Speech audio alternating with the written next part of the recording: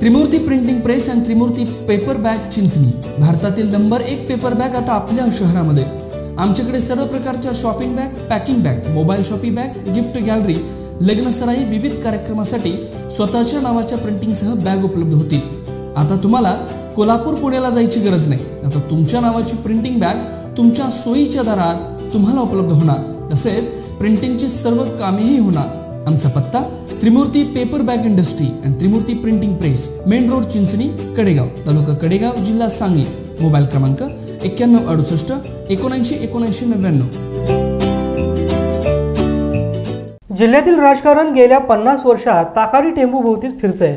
मी दादागिरी मोडून काढण्यासाठी मैदानात उतरलो आहे। मला एकदा काम करण्याची संधी द्या, असे भावनिक आव्हान गोपीचंद पडळकर यांनी देवराष्ट्र येथे बोलताना व्यक्त केले। तुम्ही जर मला संधी दिली 2019ला लोकसभेमध्ये काम करायची, तर या जिल्ह्यामध्ये निकोप वातावरण राहावं, कुणाची आडवा आडवी जिरवा जिरवी करण्याचं राजकारण आपल्या जिल्ह्यामध्ये होऊ नये, असं जर तुम्हाला वाटत असेल तर तुम्ही माझ्यासारख्या कार्यकर्त्याला दिल्लीला पाठवा, हे सांगण्यासाठी मी तुमच्याकडे आलोय। या गोपीचंदला तुम्ही एकदा खासदार म्हणून निवडून द्या। वैयक्तिक कारणासाठी जर त्या खासदारकीच्या लेटर पॅडचा वापर केला आणि तुम्हाला कोटा दिसला तर परत राजकारणामध्ये मी येणार नाही। पडळकर म्हणाले की भाजपने जिल्ह्यासाठी गतवेळी 4 आमदार व 1 खासदार देऊन देखील जिल्ह्यात मंत्रीपद दिले नाही। अरे 4 आमदार 1 खासदार ज्या जिल्ह्यात निवडून दिला त्या जिल्ह्यामधला एक मंत्री होत नाही, एक कॅबिनेट मध्ये मंत्री नाही।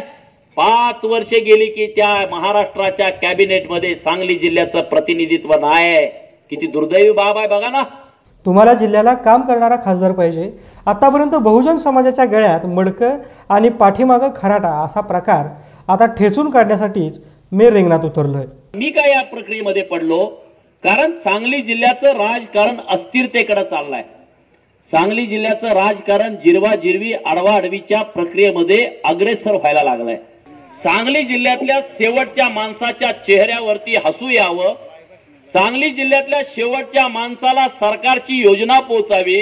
सांगली जिल्ह्यातला माणूस कुठल्याही पार्टीत असू दे, काँग्रेसमध्ये असू दे, राष्ट्रवादीत असू दे, सेनेमध्ये, भाजपमध्ये, सेकाप, माकप, रासप, कुठल्याही पार्टीत असू दे, त्या व्यक्तीवरती कुठल्याही राजकीय पुढाऱ्यानं हॅरॅसमेंट करता कामा नये, ही माझी धारणा आहे, ही माझी भावना आहे। वसंतदादांच्या नावावर मते मागणाऱ्यांना अजून जिल्ह्यातील गावांची नावे माहीत नाहीत, असा घणानत आरोपही विशाल पाटील यांच्यावर पडळकरांनी केला।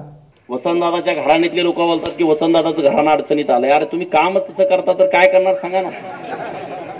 तुम्हाला देवराष्ट्रे कुठं आहे माहित नाही, कडेगाव कुठं आहे माहित नाही, जत कुठं आहे माहित नाही, जत तालुक्यातली गावं माहित नाहीत, मग तुम्हाला लोकांनी निवडून कसं द्यायचं? या सभेत देवराष्ट्रे परिसरातील गावातील कार्यकर्त्यांनी गर्दी केली होती। रोहित राज घोरपडे, संस्कार न्यूज, कडेगाव।